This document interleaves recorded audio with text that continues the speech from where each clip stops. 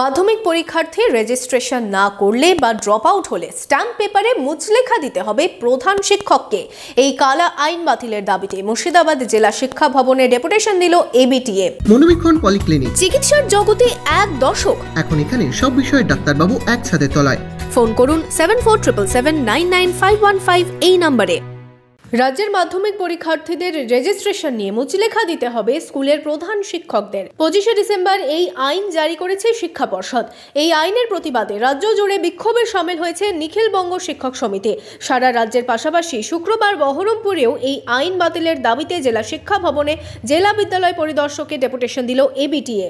29শে December একটা আমাদের যে শিক্ষা দপ্তর সেখান থেকে একটা সার্কুলার এসেছে যে আমাদের যে সমস্ত ছাত্রছাত্রী রেজিস্ট্রেশন করছে না বা ড্রপ আউট হচ্ছে আর কি, তাদের যখন রেজিস্ট্রেশন করছে না সেইটা আমাদেরকে হেডমাস্টার হেডমিস্ট্রেসদের একটা 10 টাকার স্ট্যাম্প পেপারে আন্ডারটেকেন দিতে হবে, দিয়ে জমা দিতে হবে। এইটা 1-2 বলেছেন যে তার সাথে সাথে যদি আন্ডারটেকেনটা না দেওয়া হয় তাহলে এবছর যারা মাধ্যমিক পরীক্ষার্থী তাদের অ্যাডমিট কার্ড দেওয়া হবে না।